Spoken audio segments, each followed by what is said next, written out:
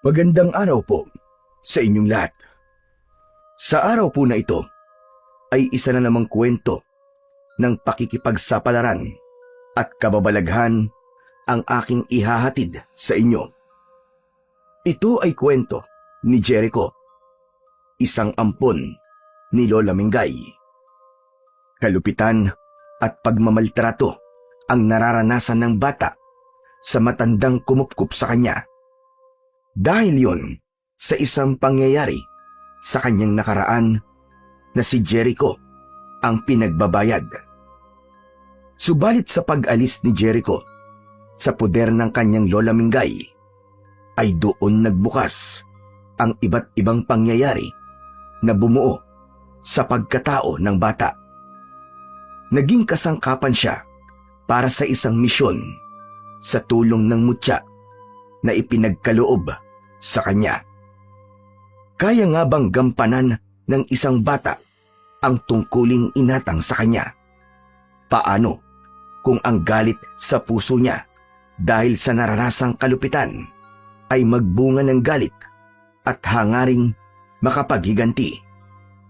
Babalikan ba niya ang kanyang Lola Mingay para singilin at gantihan?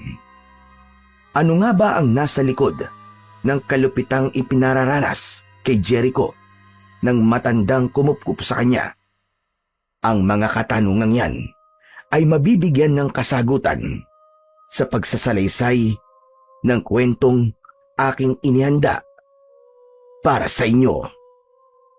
Ngunit bago po ang lahat, mga idol, ay huwag po nating kalimutang mag-subscribe at i-hit ang notification bell sa aking YouTube channel na The Voice Addict at Apong Isaak para sa mas marami pang makapigil hiningang kwentong aswang at katatakutan mula sa mundo ng kababalaghan.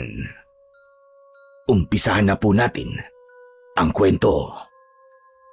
Hoy ikaw, magaling na bata! Saan ka na naman ba naggaling ha? Diyan lang po. Nakipaglaro lang po, Lola Mingay. Nakipaglaro? Daka, matigas talaga ang ulo mo, buwisit ka bata ka! Diyos ko, di ko na alam ang gagawin ko sa'yo! Nanggigigil na humanap ng pamalo si Lola Mingay. Una niyang nakita ay ang walis tingting na nakasandal sa isang sulok ng bahay. Agad itong kinuha ng matanda at inihambalos sa apong si Jericho. Ikaw, hindi ka talaga nakikinig sa akin. Inuuna mo pa ang paglalaro kaysa tapusin ang mga trabaho dito sa bahay. Gusto mo talagang nagugulpi ka ha? Etong sa'yo! Eto pa! Paulit-ulit ang hataw ni Lola Mingay kay Jericho. Humihiyaw ang bata. Pilit na sinasalag ang bawat pagpalo sa kanya. Tama na po! Aray, tama na po, Lola Mingay! Tama na po! Aray, nasasaktan po ako! Talagang masasaktan ka dahil hindi ka nakikinig sa akin. Kaya tama lamang na patikimin kita ng gulpe. Kapag ganong nagagalit si Lola Mingay, ay wala na siyang pakialam kung saan man tamaan ng kanyang palo si Jericho. Nang mapagod ang matanda, ay tumigil ito sa ginagawang pamamalo. Sorry na po, Lola! Sorry na po, hindi na po mauulit! Pasensya na po! Anong pasensya? Hindi pa ako tapos sa'yo! Ayoko na po! Masakit na po ang katawan ko! Tama na po, Lola! Talagang masasaktan ka dahil binabaliwala mo ang utos ko sa'yo. Ang sabi ko, sumalok ka ng tubig at punuin mo ng tubig ang mga drum. Pero ano ginawa mo? Nang tignan ko kanina, ay walang kalaman-laman ng mga drum dahil inuna mo pa ang paglalaro mong bisit ka bata ka. Lola, nakaligtaan ko lang naman po. Pero sasalok na po ako ng tubig. Sorry na po talaga. Abay dapat lang. Dahil walang ibang gagawa doon, kundi ikaw. Trabaho mo yan, bisit ka. Huwag na po kayong magalit, Lola. Tama na po, sorry na po talaga. Anong huwag magalit? Talaga namang nakakagalit ang ginawa mo. Dahil napakasaksakan mo ng batugan. Nakalimutan ko na po talaga, Lola. Mabuti pa. Sumalo ka na ng tubig. Bilisan mo. At naaalibadbaran ako sa pagbubuka mo. Bilisan mo!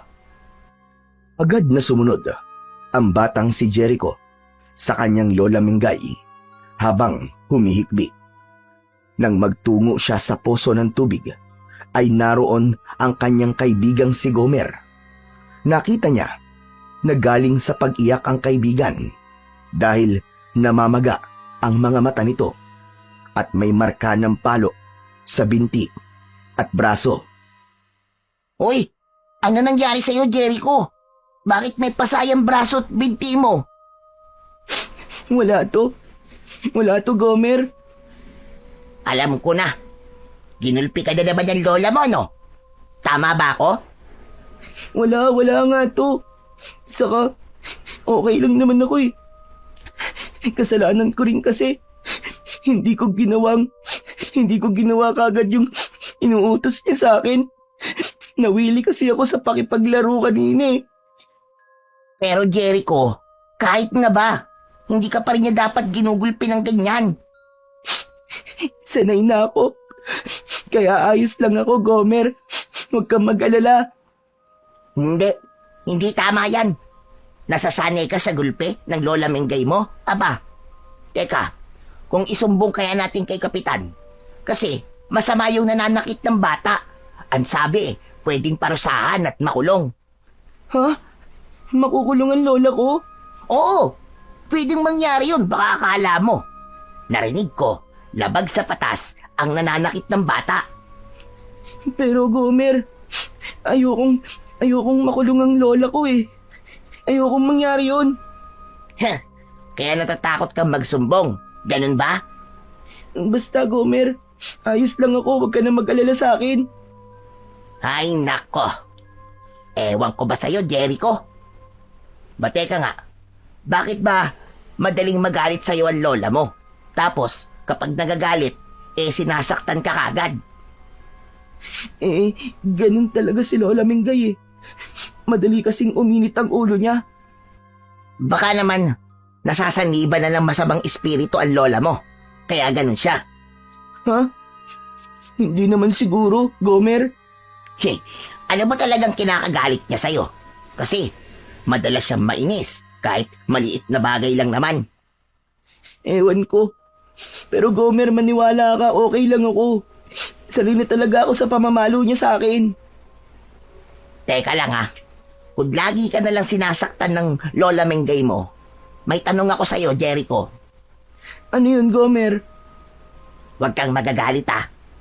Totoo ka bang apo ng lola Mengay mo? Biglang natahimik si Jericho. Kinapa sa kanyang isip kung ano ba ang isasagot sa tanong ng kaibigan. Oo naman. Apo ko ni Lola Mingay. Tunay niya akong apo.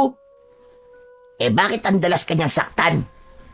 Sabi ko nga sa'yo, ganun lang siya. Pero, sure ako, na apo talaga ako ni Lola Mingay. Okay, sabi mo Ay siya nga pala. Halika na, maglaro na tayo. Doon tayo malapit sa ilog. May mga lumalangoy doon. Hindi pwede, Gomer eh. Kailangan ko pang punuin yung drum. Saka na lang, Gomer. Ay nako, sige na nga. Buti pa, tulungan na lang kita sa pagsalok ng tubig. Matapos tulungan ni Gomer ang kaibigang si Jericho, ay umuwi na siya sa kanilang bahay. Dinatnan ni Gomer ang kanyang tatay na si Mang Doming na abala sa paghahasa ng itak na ginagamit sa bukid. Tay, ba't pinapatalas niyo po ng gusto yung itak niyo? Para kapag may sumalbahay sa atin, at yak, putol kagad ang leg niya. Bakit po itay? Meron po bang sasalbahay sa atin? Kaya niyo po pinapatalas yan? Sa ngayon wala pa naman. Pero may mga pagkakataong bigla na lamang may naliligaw na kung anong nilalang. Gaya ng iba't ibang maligno. O kaya naman ay isang aswang. Ha? Aswang po? Oo, sila yung mga nilalang na bigla na lamang nagpapakita mula sa daigdig ng dilim, nanggugulo at nambibiktima ng mga tao. Kung ganun po pala, ang lola ni Jericho ang dapat na unang kunin at maging biktima ng aswang. Oh, ba't naman nasama sa usapan natin ang Lola Mingay ng kaibigan mo? Kasi po, masama po ang lola niya. Gaya kanina, nang magkita po kami ni Jericho. Aba, kalain niyo po, may sugat at pasana naman siya. Sinaktan na naman ang lola niya. Ganun na nga po, tay. Ay nako, hindi pa rin talaga tumitigil ang matandang yun sa pananakit sa kanyang apo. Oo nga po eh. Ang sama po ng lola ni Jericho. Sabi ko nga, isumbong na lang sa barangay eh. Kaso, ayaw naman niya. Alam mo kasi anak, mahal kasi ng kaibigan mo ang lola niya. Dahil nga kapag sinumbong yun, tsak makikialam ang barangay at pwedeng makulong si Lola Mingay. Kaya nga po eh, yun ang sabi ko sa kanya eh. Pero ayaw umayos ng lola niya. Naisip ko nga po, baka hindi niya totoong lola yun eh. Tinanong mo ba yun kay Jericho? Opo, pero sabi niya, tunay daw po siyang apo ng lola Mingay niya. Pero alam mo anak, naiisip ko na rin yan eh. Kaya lang ayaw kong makialam dahil wala tayong pake, kundi man apo ni Lola Mingay yan si Jericho. Ang tanging may pakialam lang tayo ay yung ginagawa niyang pananakit sa bata. Hindi na kasi tama yun. Oo nga po, kaya naaawa na po ako sa kaibigan kong si Jericho. Baka mamaya, dahil sa pananakit, kung mapaano po siya. Hayaan mo, kapag nakita ko si Lola Mingay, ay susubukan ko na kausapin siya. Dahil, gaya nga ng sinabi mo, kawawa talaga si Jericho. Masyado siyang naaabuso. Seryoso si Mang Doming sa kanyang sinabi sa anak na si Gomer. Dahil talagang naaawa na rin siya sa kalagayan ng kaibigan ng kanyang anak. Alam niya ang sitwasyon nito dahil minsan niya nang nakita ang bata na may sugat at mga pasa pagkatapos gulpihin ng kanyang lola. Minsang naglalakad si Mang Doming nang makasalubong niya sa daan ang matandang babae. Agad niya itong kinausap. Lola Mingay, may lakad po yata kayo ah. Diyan lang, sa kabilang baryo. May pupuntahan lang ako. Mawalang galang na Lola Mingay. Pero hindi naman sa nakikialam ako. Kaya lang, meron lang akong gustong sabihin. Ano ba yon? Sabihin mo na at nagmamadali ako. Tungkol ho ito sa apo niyong si Jericho. Bigla agad kumunot ang noo ng matandang babae nang marinig ang pangalan ng kanyang apo. O bakit? Ano ang tungkol sa batak yon? May ginawa bang katarantaduhan? Abay kahit kailan talaga. Problema ang dala sa akin ng batak yon. Wala pong ginawang masama si Jericho. Kundi kayo po ang may ginagawang masama sa kanya. Abay sandali nga. Ano ba sinasabi mo, ha, Domeng? Alam ko ang ginagawa mo sa apo mo, Lola Mingay. Sana naman tigilan mo na ang ginagawa mong pananakit sa kanya. Hindi na ho tama yun eh. Sandali nga. Tinuturoan mo ba ako, ha, Domeng? Gusto mo kong diktahan ng dapat kong gawin kay Jericho? Ay, hindi naman sa ganon. Kaya lamang, sobra nang ginagawa mong pananakit sa kanya. Dahil may ginawa siyang mali. Kaya dinidisiplina ko lamang. Yun lang yon. Tama naman po, wala naman pumipigil sa inyo na disiplinahin si Jericho. Pero hindi sa paraang ginagawa nyo. Aba, pinagmamalupitan nyo na ang bata eh. Ano ba sinasabi mo, ha?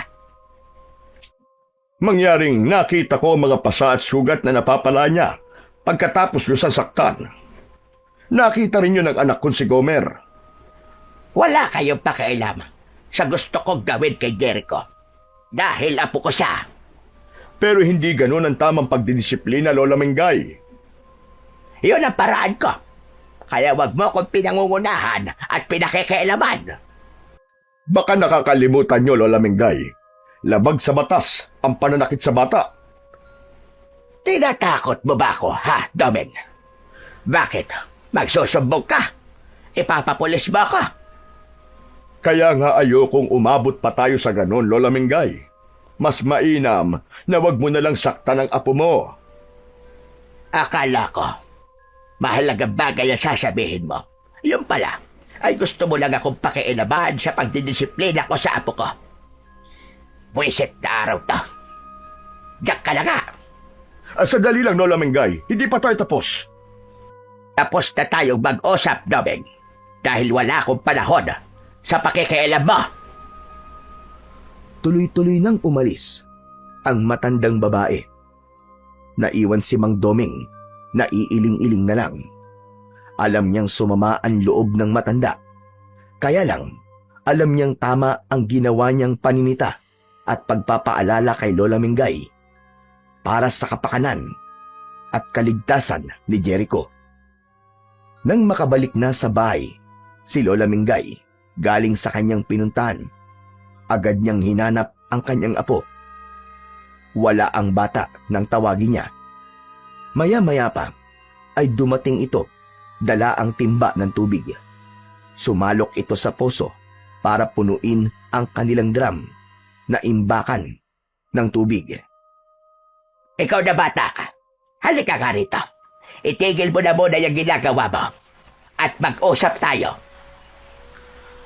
Nagtataka na napatigin si Jericho sa kanyang lola. Ramdam niya na tila hindi maganda ang timpla nito. Itinabi ng bata ang timba ng tubig at lumapit sa matandang babae. Bakit po, Lola Mingay? Ano pong pag-uusapan natin? Hindi sinagot ni Lola Mingay ang tanong ng bata, kundi agad nitong hinawakan ang kanyang suot na tsinelas at ipinalo yun sa muka ng bata. Malakas ang pagkakapalo na ikinagulat ni Jericho. Naiyak ito sa sakit. O ano? Masakit ba, ha? Tama lang yan sa'yo. Hayop ka. Bakit niyo po ako pinalo ng tsinelas?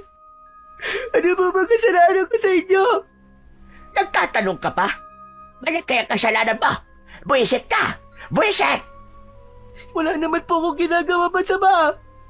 Maghapon po akong hindi lumalabas ng bahay. Dito lang po ako, naglinis po ako at nagligpit ng mga kalat. Ano po kasalanan ko? Alam mo ba, na kinausap ako ng tatay ng kalaro mong si Gomer. Nagagalit siya sa akin dahil sa ginagawa ko sa'yo. Walang hiya ka. Nagsumbong ka sa kanya, no? Dahil sa katabilan ng bibig mo, baka ipakulong ako doon. Hindi niya po gagawin yun, Lola. Anong hindi? Sinabihan na nga ako. Ay, naku, buwisit ka. Dahil sa katabilan mo, kung sino-sinong nakikialam sa akin. Nanggigigil sa galit si Lola Mingay. Hindi niya napigilan ang sarili at nasaktan muli nito ang batang si Jericho. Gamit ang hawak na tsinelas ay paulit-ulit na malakas na inihataw yun sa braso, binti at maging sa muka ay hindi nakaligtas ng pananakit ng matandang babae. Walang nagawa ang bata kundi ang umiyak at sumigaw sa bawat tama ng tsinelas sa iba't ibang bahagi ng kanyang katawan. Aray! Tama na po, Lola! Tama na po! Ang sakit po! Tama na po! Tama na po, Lola! Tama lang yan. Sa gaya mong mahilig magsumbong kung kanina. Gusto mo yatang ipahabak ako? Pwes, bago pa ako mapahabak, mananagot ka muna sa akin. Buwisit ka talaga. Napuno ng pasa ang buong katawan ni Jericho.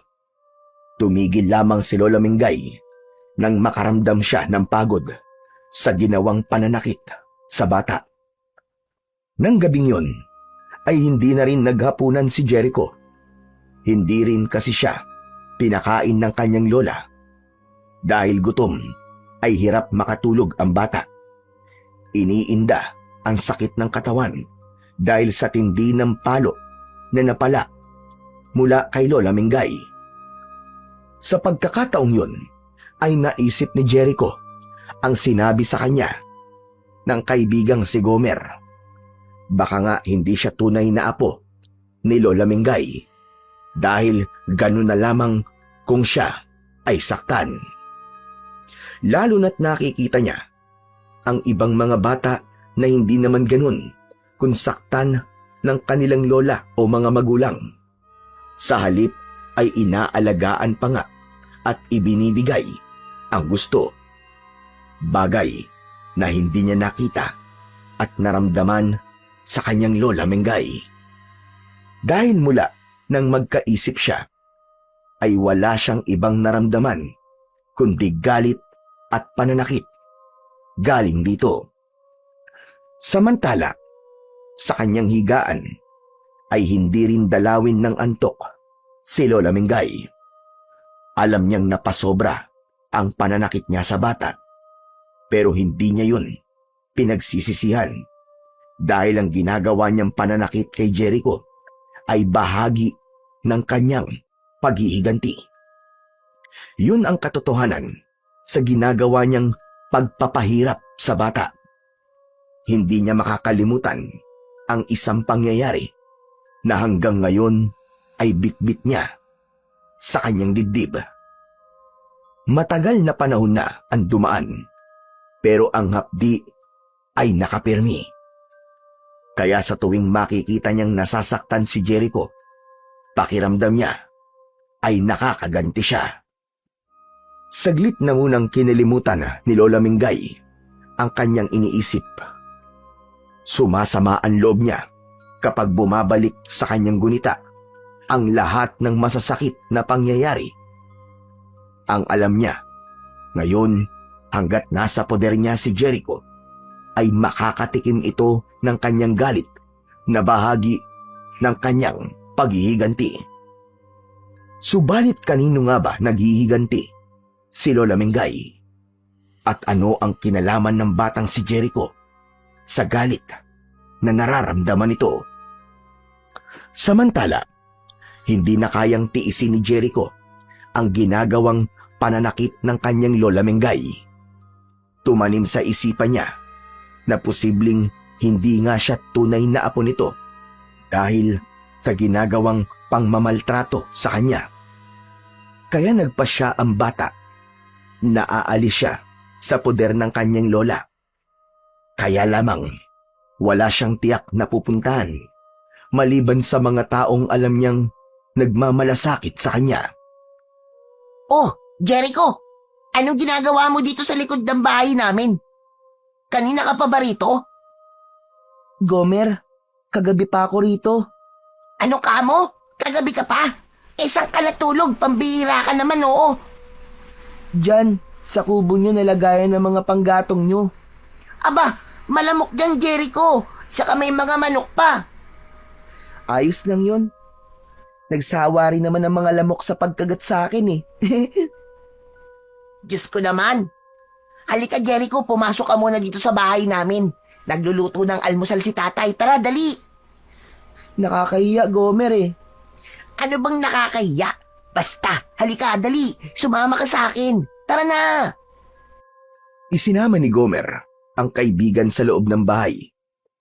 Tapos nang magluto ng almusal si Mandoming, sinangag at itlog ang kanyang iniluto para sa kanila ng anak niyang si Gomer. Oh, nandito pala si Jericho. Ang aga mo yata. May pupuntahan ba kayo ni Gomer? Wala, tay. Wala po kaming pupuntahan. Pero alam niyo, tay, sabi sa akin ni Jericho, kagabi pa raw siya doon sa labas. Doon po siya natulog sa tambakan natin.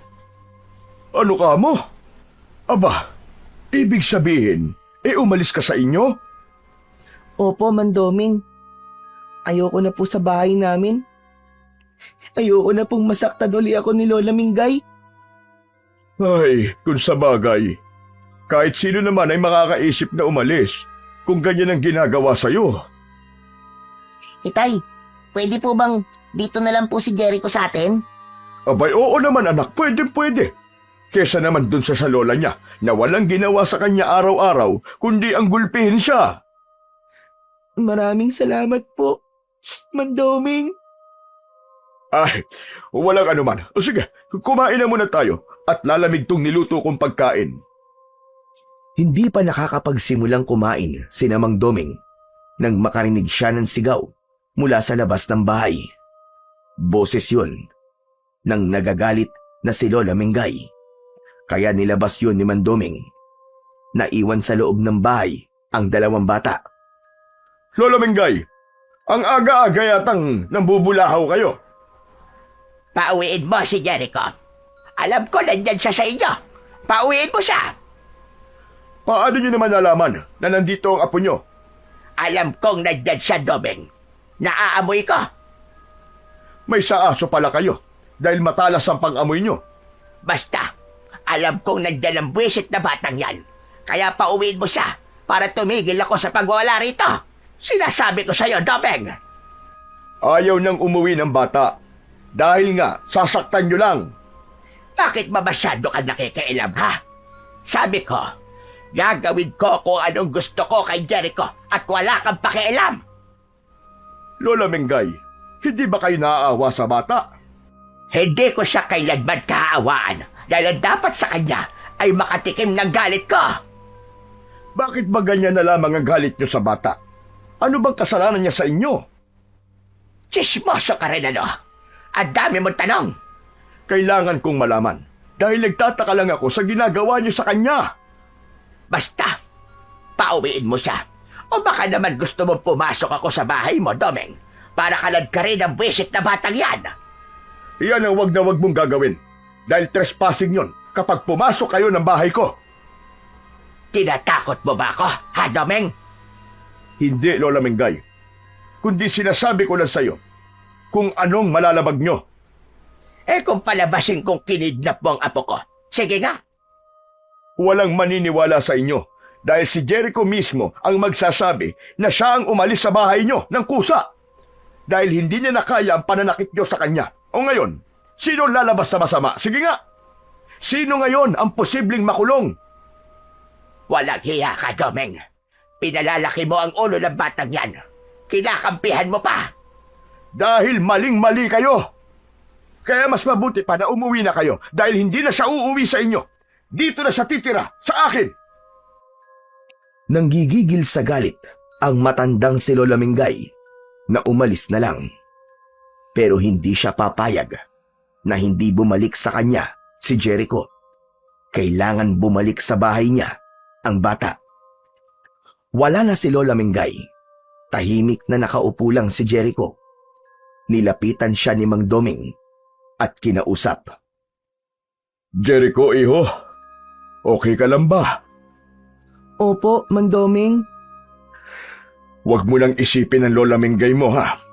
Kahit magalit pa siya, ang mahalaga ay wala ka na doon sa kanya. Hinding-hindi ka na niya masasaktan pa. Pasensya na po kayo, Mandoming, ah.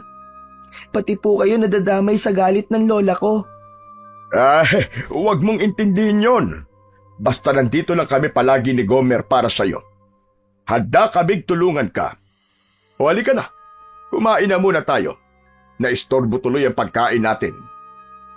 Samantala, sa bahay ni Lola Mingay ay hindi mapakali ang matandang babae. Hindi niya hahayaang manatili si Jericho sa bahay ni Mang Doming. Mahalagang makabalik sa kanya ang bata. Dapat may gawin siyang paraan upang makuha si Jericho. Kaya nang sumapit ang gabi, ay naghanda si Lola Mingay. Pinagplanuhan niya kung paano makukuha ang bata sa poder ni Mang Doming. Hating gabi nang umalis ang matandang babae sa kanyang bahay, tahimik at mahimbing na natutulog ang mga naroon sa bahay ni Mang Doming. Nagawang buksan ni Lola Mingay ang pinto ng bahay at nakapasok siya sa loob. Marahang lumapit sa natutulog na si Mang Doming katabi ang anak na si Gomer. Kinuha ang isang maliit na bote na nasa bulsa ng suot na damit. Binuksan yun at ipinaamoy sa natutulog na mag-ama. Dahil sa ipinaamoy, lalong naging mahimbing ang pagtulog ng mga ito. Sa kanya nilapitan si Jericho na natutulog. Tinapik ni Lola Mengay ang bata at agad namang nagising ito. Nanlaki ang mga mata ni Jericho nang makita ang kanyang Lola Mengay. Takang-taka ito kung bakit naroon ang matandang babae. Hoy! Bumangon ka riyan! Bilisan mo! Pero, Lola, Sabi ko bumangon ka at sumama kang pauwi! ayoko na pong umuwi, Lola. Ayoko na po. Matigas ka na, ha? Mahigpit na hinawakan ng matandang babae ang braso ni Jericho. Nasaktan ang bata sa ginagawang paghila ng kanyang lola. Sa ginawang pandidilat ng mga mata ay natakot ito kaya walang nagawa kundi ang sumunod sa kanyang lola. Napatingin si Jericho kina Mandoming at Gomer. Nakita niyang tulog na tulog ang mga ito. Ano pong ginawa niyo kay naman, Doming? Wala ka ng pakialam doon. Pinatay niyo siya? Hindi. Pero kung di ka sasama, baka patayin ko sila. Huwag po. Mababait po sila, Lola. Kaya nga kung ayaw mo may mangyaring masama sa kanila, ay mas maigi pa kung sasama ka na lang sa akin. Saka ginawa ko lang, mahimbing ang tulog nila. Bilisan mo na at kailangan na nating umuwi. Halos kalad ka rin ni Lola Mengay si Jericho. Naging sunod-sunuran naman ang bata sa kanyang lola. Para na rin yun sa kaligtasan ni Mang Doming. Subalit nang makarating sa bahay, ay umiyak si Jericho. Oh, anong iniinarte-inarte mo dyan? Tumigil ka. Ayoko marinig ang iyak mo.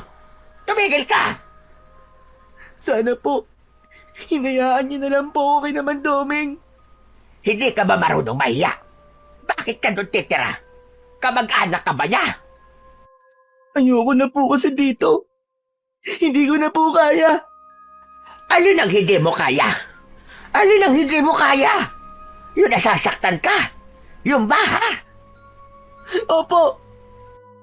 Kasi, yung ibang mga bata po, hindi naman sila sinasaktan ng kanilang lola. Pero kayo po, palagi niyo po akong sinasaktan. Iba sila. Iba ako. Kaya wag mong ikukumpara ang sarili mo sa ibang bata. Apo niyo po ba talaga ako? Tama na kakatanong ng mga wala kwentang bagay. Basta ayokong uulitin mo ang ginawa mong pag-alis. Naiintindihan mo ba? Hindi sinagot ni Lola Mengay ang tanong ng bata. Kaya hindi maalis sa isipan nito na posibleng hindi nga siya tunay na apo. Sa kayon ang katotohanan. Hindi apo, kundi ampon ni Lola Mengay si Jericho. Subalit ano nga bang dahilan ng ginagawa niyang kalupitan sa bata? Masaya noong namumuhay si Mengay kasama ang asawang si Donato at nag-iisang anak na si Lenny.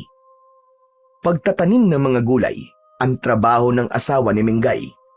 Simple lang ang kanilang pamumuhay at kontento na sila. Sa ganoon, ang mahalaga sa kanila ay magkakasama sila. Isang antingera si Mengay, kaya nga lamang ay pinili niyang itigil na ang kanyang pagiging antingera para sa katahimikan ng kanyang pamilya. Bagay na sinang-ayunan ng asawang si Donato. Subalit dumating ang pagkakataon na may grupo ng mga aswang na biglang sumalakay sa kanilang lugar. Ang target ng mga ito ay kunin kay Mengay ang iniingatan nitong mutya. Subalit hindi niya yon basta maaaring isuko, lalo na't ang pagsuko ng mutya ay mangangahulugan ng lalo pang paglakas ng kapangyarihan ng mga aswang. Dahil ang mutyang hawak ni Mengay ay may dalawang muka. Kapag mabuti ang puso ng mag-iingat dito, ay magiging mabisa para gamitin laban sa kasamaan. Subalit kung masama at itim ang budhi ng magtataglay nito, ay lalo lamang palalakasin ito ang paggawa ng kasamaan at paggasik ng kadiliman. Dahil matigas si Mingay, naisuko ang mutya na hinahanap ng mag-asawang aswang. Lahat ng paraan ay ginawa nito para lamang mapapayag si Mingay. Kinuha ng mag-asawang aswang ang kanyang asawa at anak, kapalit ng mutya na iniingatan niya. Kaya lamang, hindi na matandaan ni Mingay kung saan lugar ba niya ibinaon ang mutya na kanyang itinago, kung saan-saan na siya nagukay upang hanapin yun. Subalit, hindi na niya makita ang pananda na kanyang ginawa, kaya hindi niya na alam kung saan ito huhukayin. Inakala ng mag-asawang aswang ay nagmamatigas si Mingay at walang planong isuko ang mutya. Kaya naman, pinatay ng mag-asawang aswang si Donato at ang nag-iisang anak na si Lenny. Tila gumuho ang mundo ni Mingay sa pangyayaring yun. Gusto na rin niyang mamatay dahil sa pagkawala ng mga mahal niya sa buhay.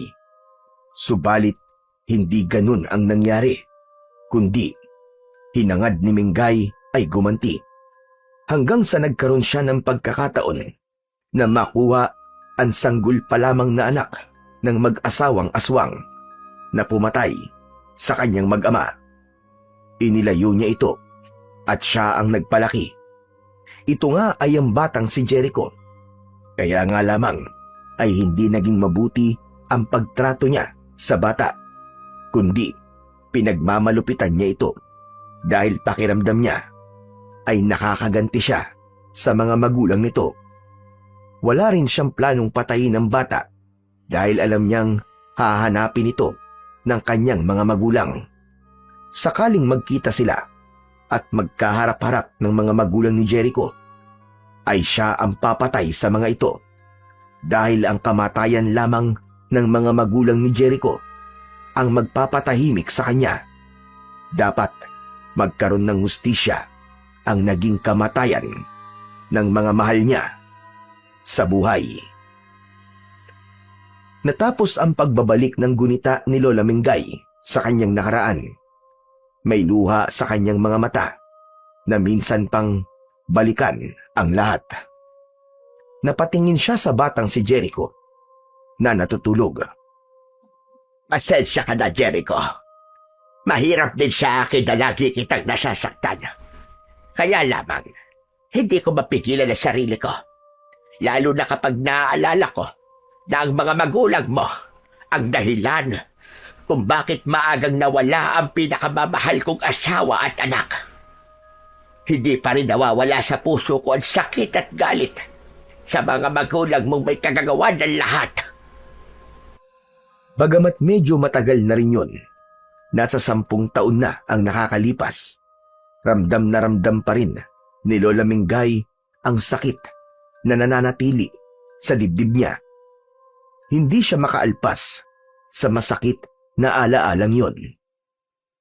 Samantala, kinabukasan ay ganun na lamang ang pagtataka ni Mang Doming nang makita nilang wala na sa kanilang bahay si Jericho. Wala rin silang maalala sa mga nangyari. Parang napakahimbing ng naging pagtulog natin kagabi, anak. Oo nga po, itay eh. Si Jericho, nawawala siya. Nasaan kaya siya, tay? Umalis na hindi nagpaalam sa atin. Di kaya bumalik na sa lola niya? Pero tay, sabi niya po, ayaw niya na po ron eh. Di na raw po siya babalik doon. Eh baka naman biglang nagbago ang isip, kaya umuwi siya habang natutulog tayo. Ang labo naman ni Jericho. Hayaan na lang natin siya, anak. Wala tayong magagawa kung mas gusto ni Jericho ang bumalik sa lola niya. Tay, aalamin ko kung nagbalik nga doon si Jericho. Ikaw ang bahala, anak. Nang araw ding yon, ay nagtungo si Gomer sa bahay ni Lola Mingay. Tama ang kanyang ama na nagbalik nga roon si Jericho. Gusto sana niyang kausapin ang kaibigan, kaya lamang ay hindi siya makalapit dahil tila binabantayan ito ng matanda. Subalit nagtiyaga si Gomer na maghintay hanggang nakita niyang papaalis na ng bahay ang lola ni Jericho. Kaya lamang nang makalabas ito ng bahay ay nakita niyang mahigpit na isinara ang bintana at pinto upang matiyak na hindi makakalabas si Jericho. Nagkukubli noon si Gomer sa likod ng isang malaking puno. Ilang metro ang layo sa bahay ng kaibigan. Grabe, ang salbahay talaga ni Lola Mengay. Ngayon naman, kinukulong na niya si Jericho para hindi makalabas. Mamaya, kapag wala nang matandang salbahay na yan, ay lalapit ako sa bahay nila. Nang ganap ng makalayo, ang matanda ay nagmamadalingang lumapit si Gomer papunta sa kubo nito. Tinawag nito ang kaibigan na nasa loob. Gomer? Gomer, ikaw ba yan? Oo, Jericho, ako nga ito. Salamat at pinuntahan mo ako rito. Ikinulong ako ng lola ko para hindi na ako makalabas. Baka kasi umalis uli ako eh. Teka nga, ano ba nangyari? Bakit andito ka na naman? Di ba sabi mo ayaw mo na dito? Ang labo mo naman. Kagabi kinuha niya ako habang natutulog kayo. Nagtataka nga ako eh dahil hindi kayo nagigising. Yun na nga yung pinagtataka namin ni tatay eh. Bakit sobrang himbing ng tulog namin kagabi? May ginamit siya para maging mahimbing ang tulog nyo. Dapat hindi ka nalang sumama para umuwi dito. Hindi maaari, Gomer, kasi nga, baka kung anong gawin sa inyo ni Lola Mengay. Ano ka mo? May gagawin siyang masama sa amin ng tatay ko? Oo, yun ang sabi niya sa akin eh. May gagawin siya sa inyo ng tatay mo, kundi ako sasamang umuwi. Tinatakot ka pala niya. Eh paano kung totohanin niya, Gomer? Saka ayoko may masamang mangyari sa inyo, Gomer. Salamat, Jericho ah. Kaya pala kahit ayaw mo bumalik ka rito, para sa kaligtasan namin ng itay ko, ay ginawa mo. Hindi ko hahayaang mapahamak kayo. Kasi kayo na lang ang nagmamalasakit sa akin eh. Eh paano yan, Jericho? Paano ka ngayon? May hihilingin sana ako sa'yo, Gomer. Ano yun? Sabihin mo lang. Buksan mo ang pinto o kaya bintana para makaalis ako dito. Ha? Sigurado ka ba? Oo, kailangan ko makaalis dito. Isang ka naman pupunta. Hindi ka na pwede sa bahay namin. Alam ko yun. Saka, ayoko na rin madamay pa kayo ng tatay mo sa problema ko. Sige na, Gomer. Pakawalan mo ako dito. Saan ka nga muna pupunta? Kahit saan. Basta, dun sa lugar na hindi na ako masusundan pa ni Lola Mengay ko. Kaya nakikiusap ako sa'yo, Gomer. Tulungan mo ako makalabas dito. Sige na. Oo, sige. Teka lang, gagawa ako ng paraan. Nakakandado ang pinto, maging ang bintana ng bahay. Kaya hindi madali para kay Gomer na mabuksan yun. Humanap siya ng bato o kaya ay bakal na maaaring gamitin upang matanggal sa pagkakalak ang kandado sa pinto ng bahay. Isang bato ang kinuha ni Gomer at pinagtiyagaang pukpukin ang kandado upang matanggal yun at mabuksan ang pinto. Hindi naman nabigo si Gomer. Nagawa niyang alisin ang kandado ng pintuan. Nagmamadaling lumabas si Jericho at magkasama ng umalis ang dalawang bata. Nagtungo sila sa isang masukal na lugar upang doon ay magtago. Nag-aalalang biglang dumating si Lola Mengay. Maraming salamat sa tulong mo, Gomer, ha? Wala yun, Jericho. Alam mo namang hindi kita pwedeng pabayaan eh. Kailangan ko nang umalis. Teka, Jericho, saan ka ba pupunta talaga? Ewan ko. Hindi ko rin alam. Siguro kahit saan na lang, basta't makalayo lamang ako sa lola kong malupit. Pasensya ka na, Jericho ah. Hindi ka na pwede sa bahay namin. Okay lang, naiintindihan ko yun. Kung doon uli ako pupunta sa inyo, Chuck, guguluhin lang kayo ng lola ko. Madadamay pa kayo. Basta, Jericho, mag-iingat ka palagi ha. Oo, sana magkita uli tayo, Gomer. Sana nga. Nag-peace bump pa at nagyakap ang dalawang bata bago tuluyang naghiwalay. May lungkot sa bawat muka ng dalawa dahil ang paghihiwalay nilang yun ay wala ng katiyakang magkikita pa silang muli. Ano ka mo? Tinulungan mo makalabas ng bahay si Jericho? Opo, Tay. Kasi po, ikinulong siya ng Lola Mengay niya. Ang sama talaga na matandang yun. Sagad na sa buto ang kasamaan niya. E paano ngayon si Jericho? Saan siya pupunta? Hindi po rin niya alam eh. Ang mahalaga lang po sa kanya ay makalayo na po sa kanyang lola. Tiyak lalong magagalit yun kapag nalamang nakatakas si Jericho. Dahil nga sa nangyaring pagpapatakas ni Gomer kay Jericho, ay muling binulabog ni Lola Mengay ang bahay ni na Doming. Ang kulit nyo rin talaga, no? Ang kakapal ng pagbubuka nyo. Bakit, Lola Mengay? Ano na naman ba ang problema niyo at nang bubulahaw na naman kayo rito? Wala talaga kayong kadala-dala na mag-ama. Nasaan si Jericho? Ilabas nyo siya! Ilabas nyo! Wala po rito ang apo nyo. Kahit pumasok ka rito at maghalugog, walang Jericho na makikita kayo rito. Dahil itinago mo. Itinago mo siya, Domeng! Hindi po namin itinatago si Jericho, Lola Mengay. Talagang wala po siya rito sa amin. Kung bakit kasi ayaw mo pa rin maniwala. Kung wala siya dyan sa loob ng bahay mo, saan siya nagpunta? Aba, ewan namin. Wala kaming alam. Ang ipinagtataka ko ay sinong tumulong sa kanya para makatakas siya. Aba, hindi ako ah. Wala pa akong sinasabi. Pero nakaputak ka na kagad na parang manok. Nagsasabi lamang ng totoo ang anak ko. Kahit hindi kayo umamin na may kinalaman sa pagtakas ni Jericho, alam ko kung sino. Sino? Kailangan ko pa magsabihin. Hayan. At hindi makatingin sa akin ang anak mo. Kaya hindi po ako makatingin sa inyo. Kasi napapangitan po ako sa inyo. Nagpapatawa ka ba, bata? Hindi ka namang kalmo. Pwede po ba, Lola Mengay? Umalis na kayo. Nasabi ko na sa inyo na wala rito ang apo mo. Sige. Aalis ako.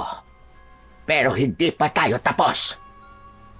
Aba, plano mo pa talagang bumalik? Oo. Dahil magbabayad kayo sa ginawa niyong pagpapatakas kay Jericho.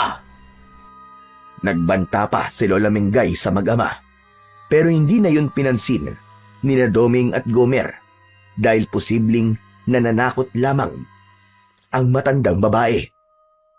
Samantala, malayo na ang narating ng bata.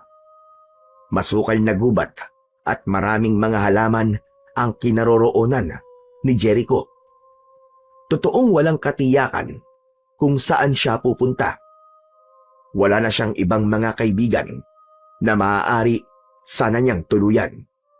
Kung meron man, ay hindi siya maaaring magtungo roon dahil madadamay lang sila sa galit ni Lola Mengay. Kaya naman, pinili na lamang ni Jericho na wag nang mang-abala pa ng ibang tao. Nag-uumpisa ng kumagat ang dilim sa ilang na lugar na kinaroroonan ni Jericho. Naglalakad siya na hindi alam ang paroroonan. Nakaramdam siya ng pagod kaya saglit na huminto at sumandal sa isang puno. Siguro, dito na lang muna ako magpapalipas ng gabi. Bukas ko na lang itutuloy ang paglalakad para humanap ng pwedeng tirhan. Papasok ako kahit katulong sa bahay. Basta't may matirhan lang ako. Kaya lang, nagugutom na ako, saka nauuhaw na rin. Titiisin ko na lang. Itutulog ko na lang ang gutom at uhaw ko. Isinandal ni Jericho ang pagod na katawan sa isang puno. Nakakaramdam na siya ng antok nang may narinig siyang tila boses na nahihirapan. Bagyang nawala ang nararamdamang antok ng bata. Napalitan yon ng takot.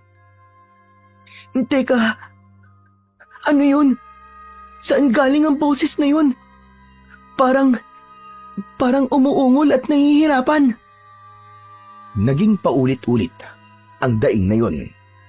Lalong sinidlan ng takot ang batang si Jericho.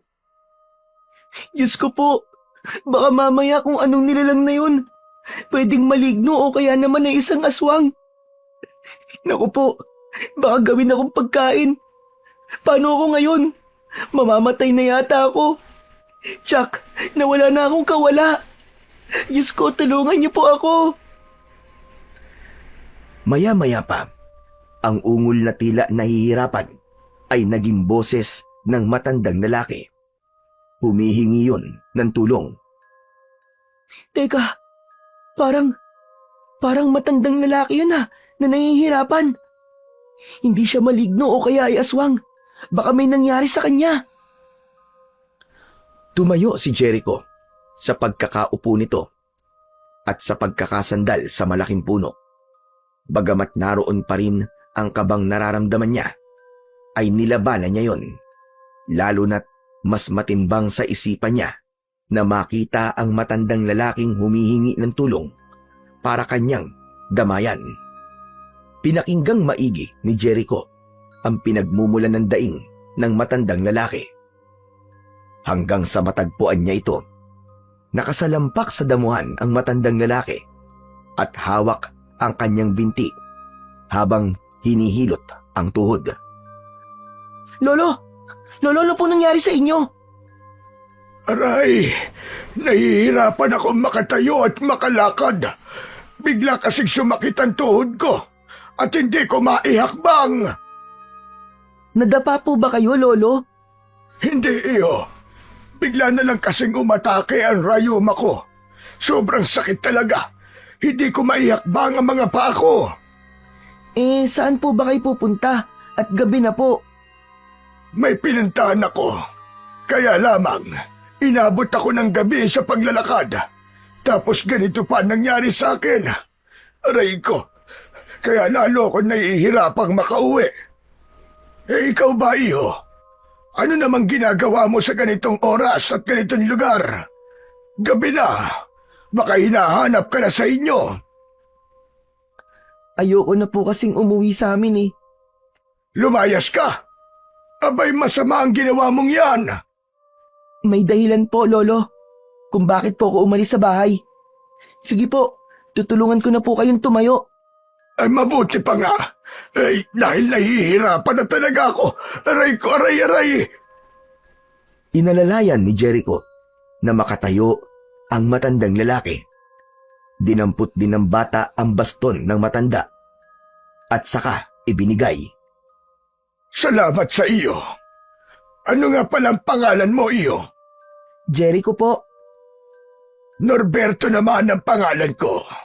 Pero ang mga kaibigan ko ay Erto ang tawag sa akin. Pwede ko po ba kayong tawaging Lolo Erto? Abay, oo naman. Mas okay nga yun. Bigla akong magkakaroon ng apo. Sige po, sasamahan ko na po kayong umuwi. Ihatid ko na po kayo. Kasi po, di ba sabi nyo, hindi nyo po kayang lumakad ng mag-isa dahil nahihirapan po kayo? Tama ka, Jericho. At ipagpapasalamat ko na ihatid mo ko sa bahay ko. Dahil nga hirap sa paglalakad si Lolo Erto, kaya inalalayan siya ni Jericho. Umabot din ng halos 15 minutos ang kanilang paglalakad hanggang sa makarating sila sa kubo ni Lolo Erto.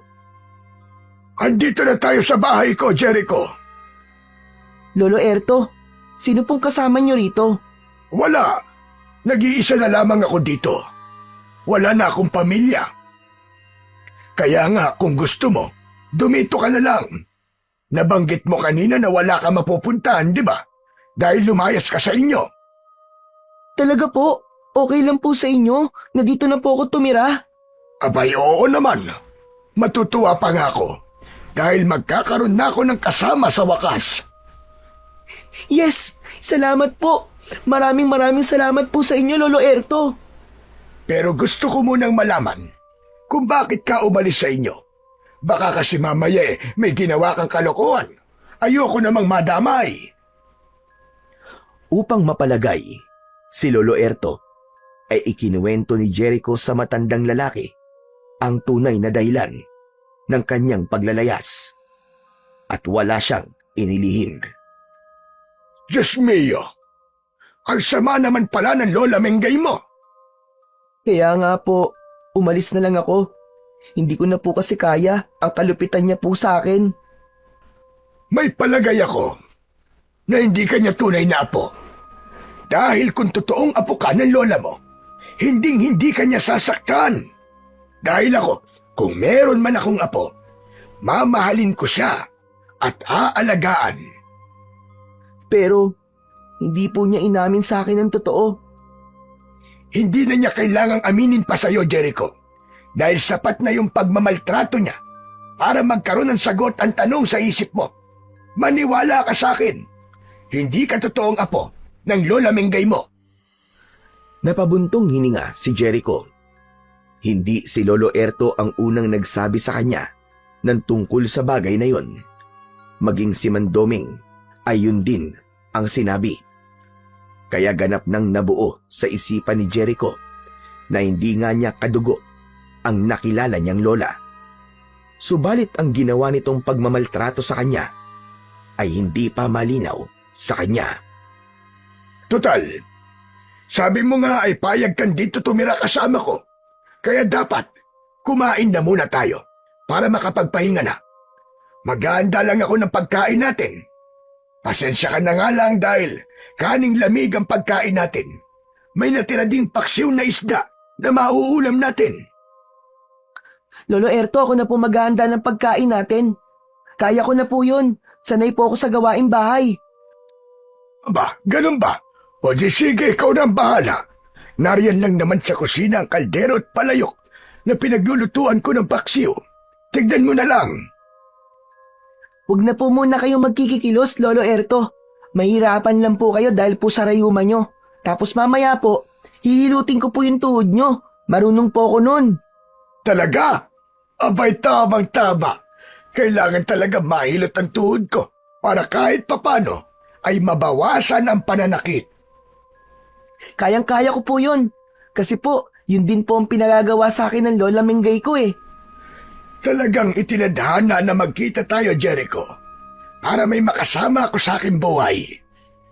Siguro nga po, Lolo Erto. Sige po, ihahanda ko po muna ang pagkain natin ha. Kasi po, gutom na rin po ako eh.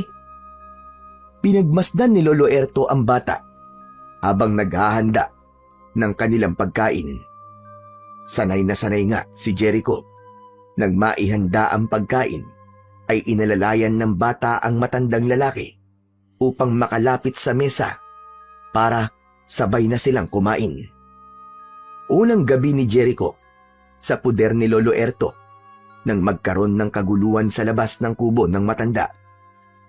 Nagising si Jericho sa ingay at maging ang matandang lalaki ay nagising na rin. Lolo Erto, ano po nangyayari? Bakit parang may nangyayaring gulo po sa labas? Saka parang ang baho po. Saan po ba galing ang amoy na yun? Parang amoy nabubulok po.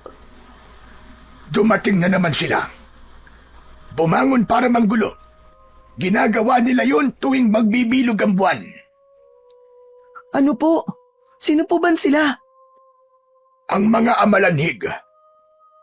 Amalanhig? Ano po ba yun, Lolo Erto? Isang uri sila ng aswang. Mabuti pa, sumilip ka sa labas nitong kubo upang makita mo sila.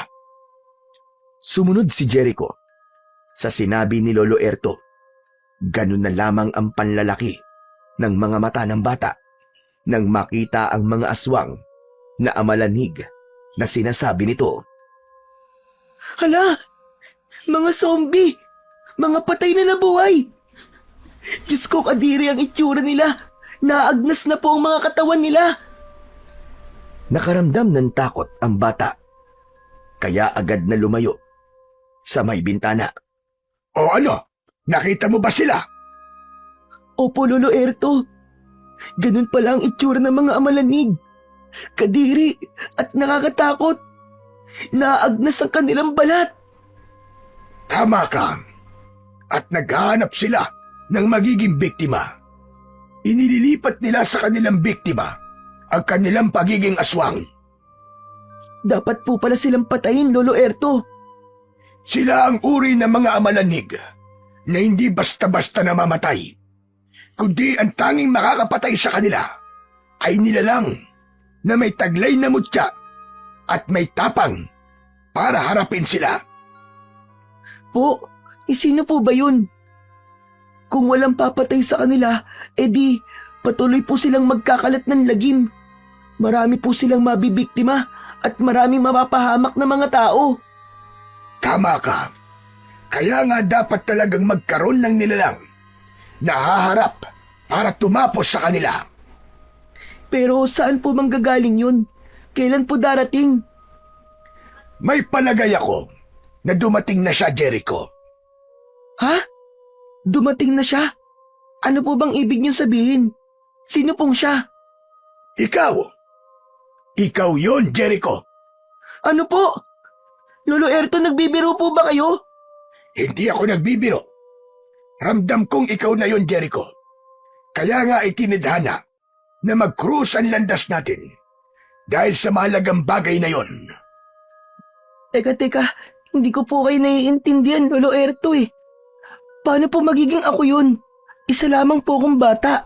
Saka, wala po akong kapangyarihan. Alam ko, pero hindi mo dapat problemahin ang tungkol sa bagay na yan. Dahil matagal nang naihanda yon. Hinintay lamang ang pagdating mo. Naguguluhan po ako, Lolo Erto. Nasa akin ang mutya na magagamit mo, Jericho. Ako ang siyang nag-iingat nun. Ano po bang ibig niyong sabihin, Lolo Erto? Buong-buo kong ipagkakatiwala sa iyo ang mutya na kung tawagin ay mutya ng pusong bato. Habang nag-uusap ang dalawa sa loob ng bahay, ay lumakas ang sigawan sa labas. Nagsimula ng umatake at manggulo ang mga amalanig na nasa labas. Kinakalabog na rin nila ang kubo ni Lolo Erto. Lolo, nariyan na po ang mga amalanig. Ano pong ginagawa nila? Nagpupumilit silang pumasok dito sa loob dahil naaamoy nila ang iyong sariwan dugo. Mabango para sa mga amalanig ang dugo ng isang batang kagaya mo.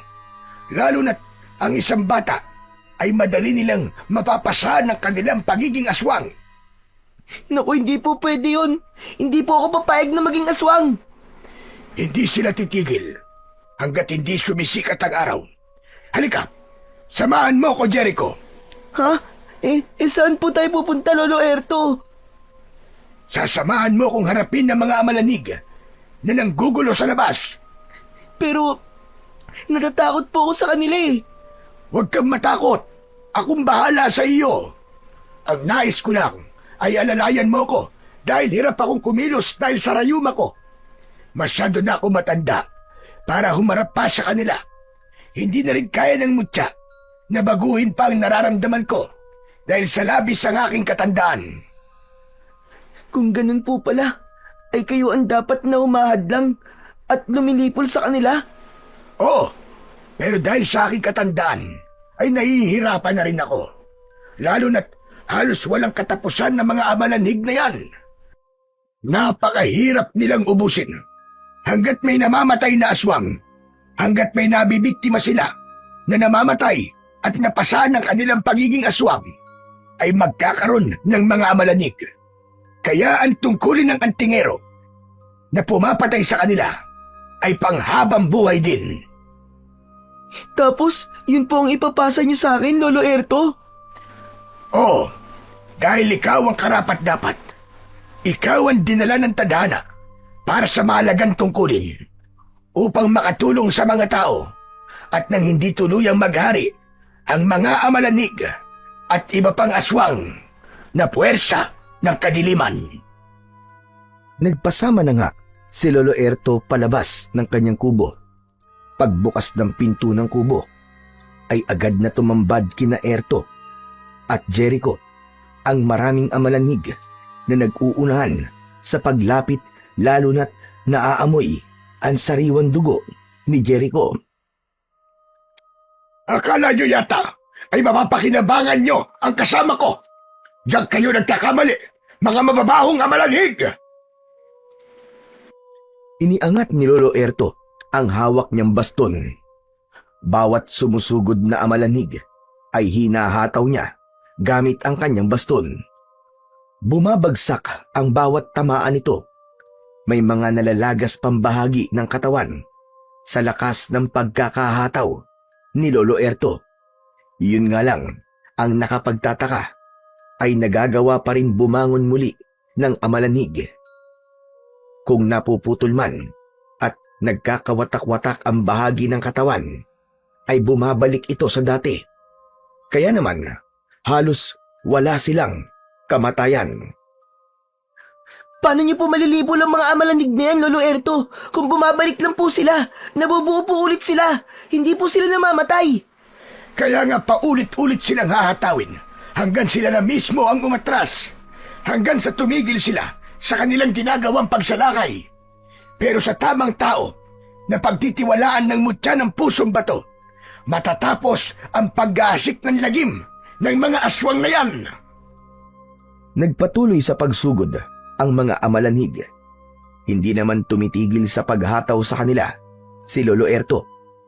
Hirap man sa kanyang kalagayan ang matanda, ay pilit nitong nilalabanan dahil sa pag-alalay ni Jericho. Kaya niyo pa po ba, Lolo Erto? Kaya ko pa, Jericho. Basta't dito ka lamang sa tabi ko. Huwag mo kong iiwan. Pipilitin kong tiisin ang pananakit ng aking rayuma. Sige po, dito lang po ako. Aalalayan ko po kayo. Huwag ka ring matakot sa mga yan. Akong bahala. Hindi ka nila malalapitan. Hindi ka makukuha ng mga amalanig na yan. Pinapangako ko. Kitang-kita ni Jericho ang kasabikan at kahayukan ng mga aswang na kaharap nila. Gusto ng mga ito na dakmain siya, subalit hindi naman yun hinahayaan mangyari ni Lolo Erto. Huwag kayong makulit, mga mababahong amalanhig! Huwag niyong pakikialaman ng batang si Jericho!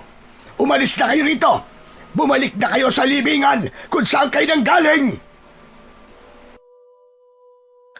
Walang naririnig ang mga nabuhay na patay. Subalit maya-maya pa ay biglang tumilaok ang manok. Wari, isang nakakabinging tunog yun para sa mga amalanig. Napahinto sila sa kanilang pagsalakay. Umurong sila at hindi na itinuloy ang paglapit kina Lolo Erto. Saka isa-isang bumago ng direksyon. Lumakad ang mga ito papalayo. Lolo Erto, umalis na po sila. Ang unang pagtilaok ng manok sa madaling araw ay hudyat na kailangan na silang bumalik kung saan sila galing. Babalik na po sila sa libingan, ganun po ba? Tama ka, Jericho. Hindi sila maaaring sikatan ng araw. Kamatayan yon para sa kanila. Matutunaw sila at hahalo sa lupa. Kung ganun po, init ng sikat ng araw pa lang maaaring lumipol sa mga amalanig. Tama ka. Yun ang kanilang lubos na kinakatakutan. Ganap nang nawala sa paningin ni na Jericho. Nang kanina lang ay napakaraming mga aswang na amalanig na umatake sa kanila. Ngayon ay bumalik na ang katahimikan, kaya pumasok na sa loob ng kubo ang dalawa. Pagod sila dahil sa mga nangyari. Kailangan na nilang magpahinga upang makabawi sa nawalang lakas. Samantala, saglit nating balikan ang Lola Mengay ni Jericho. Kagigising lang nito at nakasanayan na niya na paggising ay uminom ng kape. Jericho! Jericho! Ipagtimpla mo nga ako ng kape. Nakapag-init ka naman ng tubig. Baka mamaya yung mga drum hindi mo na naman nilagyan ng laman, ha? Walang sumagot sa kanyang pagtawag. Saka naisip ng matandang babae na wala na nga pala si Jericho. iniwan na siya ng batang matagal ding panahon niyang kasama. Naninibago si Lola Mingay na wala na ang batang lagi niyang nauutusan. Nakakapanibago na wala na si Jericho. Kagagawan ko rin naman kung bakit siya umalis. Dahil hindi nila kaya ang pananakit ko sa kanya. Kasalanan ko. Kung bakit kasi di ko rin kayang kontrolin ang sarili ko. Dahil kapag nakikita ko siya, bumabalik ang lahat ng galit sa dibdib ko. Nasaan na kaya ang batang yon? Mabibigo yata ako sa plano kong makaganti at mabigyan ng katarungan at sinapit ng aking mag-ama. Dahil wala na rito si Jericho, paano ko pa makikitang muli ang mag-asawang aswang na pumatay sa mga mahal ko sa buhay kung wala na rito ang kanilang anak? Dahil wala nang ibang aasahan pa si Lola Mingay, kaya napipilitan na siyang kumilos. Siya na ang tuwirang gagawa ng mga gawaing dati ay iniaasa niya sa bata.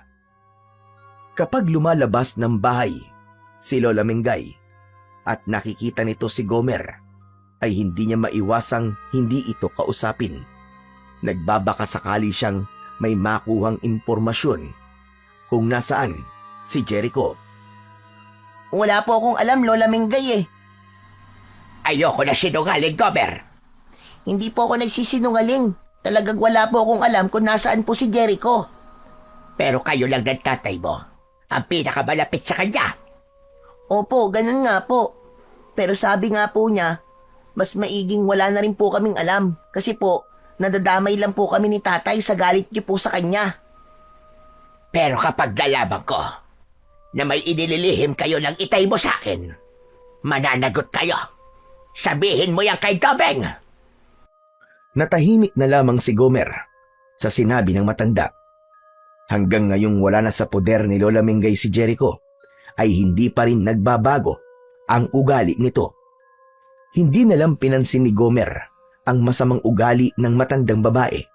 Sa isip niya, kahit may alam pa siya tungkol kay Jericho, ay hinding-hindi niya yun sasabihin kay Lola Mingay. Nasaan na nga kaya ang kaibigan ko? Sana okay lang siya. At sana magkita kaming muli. Samantala, pagkatapos ng naging pagsalakay ng mga amalanig sa bahay ni Lolo Erto, ay nagawa na ring sabihin ng matandang lalaki kay Jericho ang tungkol sa pagkakapili rito upang pasahan ng taglay na mutya. Seryoso ang matanda na gawin yon, lalo na't sadyang may edad na rin siya at nahihirapan na siyang ipagpatuloy pa ang tungkulin para harapin ang mga nilalang mula sa dilim. Gaya ng nasabi ko sa iyo, Jericho, ikaw ang mapalad na pagtitiwalaang mag-iingat ng mutya ng pusong bato. Mutya ng pusong bato? Oh, malaki ang maitutulong nito sa iyo, Apo. Isang supot na yari sa telang itim ang inilabas ni Lolo Erto. Mula sa loob nito ay kinuha ang isang batong buhay. Batong hugis puso? Tama ka, Jericho.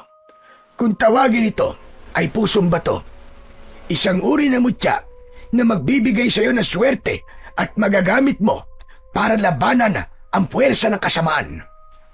Lalo ang mga...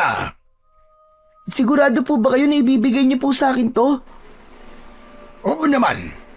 Dahil nga natitiyak kong itinadhana ka para pagtiwalaan ng mutya ng pusong bato. Hindi lang nagkataon ang pagkikita natin. Hindi ka lang basta ipinadala ng tadhana sa lugar kung saan tayong unang nagkita. Dahil ang lahat ng yon ay nakatakda. Kung talaga pong ibibigay niyo po to sa akin, buong puso ko po itong tatanggapin, Lolo Erto. Salamat naman kung ganon, Jericho. Kunin mo ang mutya ng pusong bato.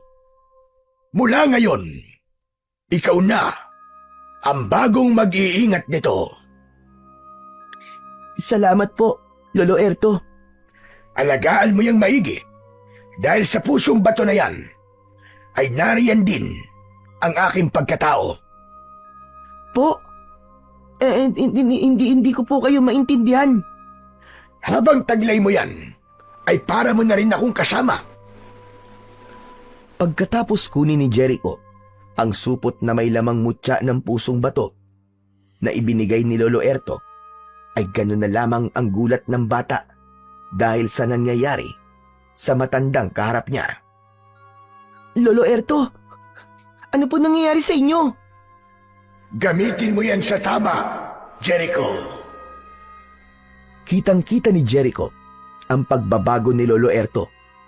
Unti-unti, nagiging bato ang matandang lalaki hanggang sa ang kabuuan nito ay naging isang malaki at matigas na bato. Lolo Erto! Lolo Erto! Ano po nangyari sa inyo? Lolo Erto! Wala nang maririnig pang sagot sa matandang kaharap ni Jericho dahil ganap na itong naging bato. Hindi maintindihan ng bata ang mga nangyari, pero isang bagay lang ang natitiyak niya. Ipinasa na sa kanya ang tungkulin nito. Isa na siyang antingero ngayon na may hawak na mutya ng pusong bato. Dahil sa nangyari kay Lolo Erto, ay nag-iisa na lamang sa bahay si Jericho. Isang matigas at malaking bato na lamang ang matanda na hindi na niya makakausap. Hindi agad siya umalis sa lugar na yon. Doon muna na malagi ng ilang araw ang bata. Sa bawat pagtulog niya sa gabi, ay nag-aantabay siya na muling sumalakay ang mga amalanig. Kaya lamang, wala ang mga ito. Naisip niya na marahil ay tapos na ang pagbibilog ng buwan. Kaya hindi na uli babangon sa kanilang libingan ang mga aswang na amalanig, kundi matatagalan pa. Mahimbing ang naging pagtulog ni Jericho ng gabing yun. Tila mahaba ang naging pagtulog niya. Gumising siya kinabukasan upang maghanda ng kanyang pagkain. Pagbangon niya sa higaan, ay ganun na lamang ang pagtataka niya dahil wala siyang suot na anuman. Ang suot niyang damit bago siya natulog ay nasa tabi ng kanyang higaan at sira na ito. May kakaiba sa kanyang pakiramdam. May pagbabago sa kanyang pagkatao. Nagmamadaling bumangon si Jericho. Humanap ng salamin sa loob ng kubo. Kaya lamang ay wala siyang makita. Pinagmasdan ang kanyang kamay, paa at hinaplos-saplos ang kanyang muka. Tama ang kutob niya. May pagbabago nga sa kanyang katawan. Kumuha siya ng tubig at inilagay yon sa isang maliit na palanggana. Nang mapuno yun, ay tinignan ang refleksyon ng muka sa tubig. Hindi siya makapaniwala sa kanyang nakita. Ibang-iba na siya. Malaki ang kanyang ipinagbago. Teka, ano to? Ano to nangyari sa akin? Bigla akong lumaki ah. Isa na akong ganap na binata. Paano nangyari to? Hindi alam ni Jericho ang sagot sa mga tanong na yon. Isang kababalaghan na hindi niya kayang ipaliwanag. Isa lang ang naging sagot sa isip niya. Ang mutya ng pusong bato. Yun ang nagpabago ng lahat sa kanya. Agad niyang hinanap kung saan naroon ang mutya ng pusong bato. Nakita niya yon sa nasirang short at kinuha. Dahil nakahubad si Jericho, humanap siya ng masusuot na damit mula sa mga gamit ni Lolo Erto. Nang makita niya yon at makapamili siya, ay isinuot niya kagad. Hindi niya maintindihan kung ano ba ang kanyang mararamdaman ng mga pagkakataong yun. Kung malulungkot ba siya na wala na ang pagiging bata niya, o kaya naman ay matutuwa siya dahil ngayon ay isa na siyang ganap na binata. Lumapit siya sa malaking bato na si Lolo Erto. Kahit para sa kanya ay imposibleng marinig siya nito, ay kinausap pa rin yun ni Jericho. Lolo Erto, naguguluhan po ako sa nangyayari sa akin. Pero wala na po akong magagawa kundi tanggapin ang naging kapalaran ko. Sana nga po tama ka na makakabuti sa akin na tinanggap ko ang mutya ng pusong bato kasama ng tungkuling nakadikit dito. Handa na si Jericho na iwan ang lugar na yon. Nais niyang bumalik sa lugar kung saan siya galing. Lalabas na sana ng bahay si Jericho, taglay ang bagong katauhan. Nang makita niyang biglang merong nagliwanag sa loob ng bahay, nasilaw ang binata sa liwanag na nagmumula sa baston ni Lolo Erto. Ang baston ni Lolo Erto? Bakit nagliliwanag? Dinampot ito ni Jericho. Nang mahawakan niya ito, ay tila merong kuryente na pumasok sa kanyang katawan. Waring ipinahihiwatig ng baston na kailangan dalhin siya ni Jericho. Kaya wala itong nagawa kundi dalhin sa kanyang pag-alis ang baston na dating pagmamay-ari ni Lolo Erto. Habang binabagtas ni Jericho ang daan pabalik sa lugar na pinagmulan niya sa Baryo Dampit, bumabalik sa kanyang alaala ang lahat ng masasakit na nangyari. Ang naging kalupitan sa kanya ni Lola Mengay. Umanim sa utak at puso niya ang masasakit niyang pinagdaanan. Kahit minsan ay hindi niya naramdaman ang pagmamahal ng matandang babae na kinilala niyang lola. Nagkaisip siya na walang ibang naranasan kundi ang pananakit at pagpapahirap. Buong akala niya noon, ganun lang talaga ang kanyang lola. Hanggang nagkaroon nga siya ng ideya na posibleng hindi siya tunay na apo ng matanda. Bagay naman na sinang-ayunan ng mga taong nakapaligid sa kanya. Ngayon, sa kanyang pagbabalik bilang isang Jericho na hindi napaslit kundi binata na at may lakas na taglay, ay nabuo sa isipan niya ang isang masamang plano. Yun ay ang balikan si Lola Mingay upang gantihan. Gusto niyang iparamdam sa matandang nagmalupit sa kanya ang sakit na ipinadanas nito sa kanya noon. Lalo na't hindi siya makikilala nito dahil ibang-iba na ang kanyang itsura. Hindi na siya bata gaya ng umalis siya sa poder nito. Una niyang pinuntahan ang kaibigang si Gomer. Ibig niyang makita ang kaibigan na alam niyang sabik din siyang makita. Nasa harap ng bahay si Gomer at may ginagawa. Tinawag niya si Gomer. Tumingin sa kanya ito na may pagtataka. Naisip ni Jericho na hindi nga pala siya makikilala ng kaibigan dahil hindi na siya ang dating Jericho na isang bata. Tinatawag mo ko? Sino ka ba? At bakit kilala mo ko? Ha? Kwan, narinig ko lang na yun ang tawag sa'yo ng Tatay Doming mo. Kaibigan ka ba ng tatay ko? Hindi naman. Nandyan ba siya? Umalis ang tatay ko eh. Ano bang kailangan mo? Humahanap kasi ako na matutuluyan eh. Kung meron kang alam, meron lang kasi akong aasikasuhin dito sa baryo nyo. Hindi ko alam kung papayag si Itay na dito ka sa bahay namin. Pero yung maliit na kubo na yon na pinaglalagyan ng mga tuyong kahoy, pwede ka ron. Yun ay kung okay lang sa'yo. Aba, oo naman, pwede ako dun. Ano nga palang pangalan mo? Jerry. Tama, Jerry ang pangalan ko. Kilala mo na ako, di ba? Oo naman, Gomer. Salamat ah. Doon na muna ako sa itinuro mong kubo. Tumalikod na si Jericho. Sinundan siya ng tingin ni Gomer. Nakakunot ang noo nito na tila may pagtataka. Kaya naman, napakamot na lamang ito sa kanyang ulo. Ikaw naman na bata ka, pambihira. Basta ka na lamang nagpapatuloy dito sa atin. Tay, hindi naman po dito sa bahay natin eh. Doon po siya sa kubo sa labas. Kahit na ba eh. Baka mamaya masamang tao yun. Kung anong gawin sa atin. Mukha naman pong mabait siya eh.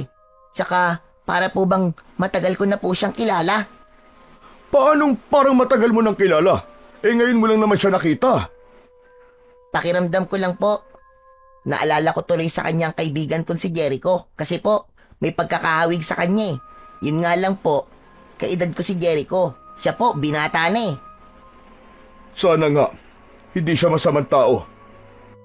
Samantala, unang gabi doon ni Jericho sa kubo, malapit sa bahay ng kaibigang si Gomer. Malalim at tahimik ang gabi ng pagkakataong yun. May kakaibang naramdaman si Jericho at may mga ingay siyang narinig. Bumangon siya sa kanyang pagkakahiga sa loob ng kubo at nakita niya may mga kakatwang nilalang na paikot-ikot sa labas ng bahay ni Gomer. Hindi siya maaaring magkamali. Mga aswang ito na may pinaplanong masama. Dali-dali siyang lumabas ng kubo.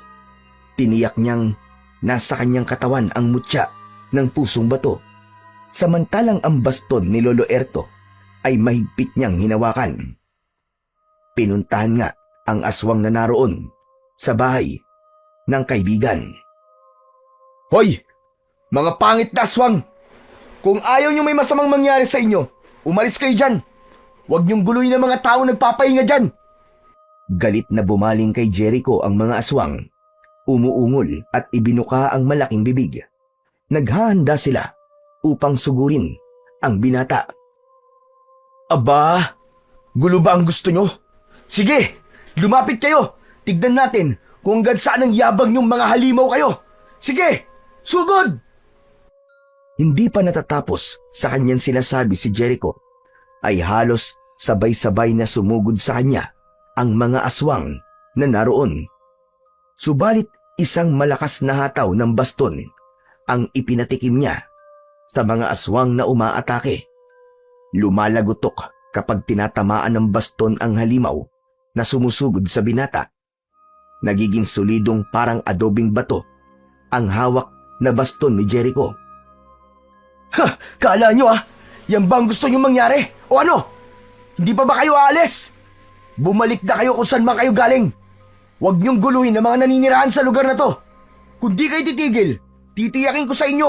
Uubusin ko kayong lahat. Pupulbusin ko kayo.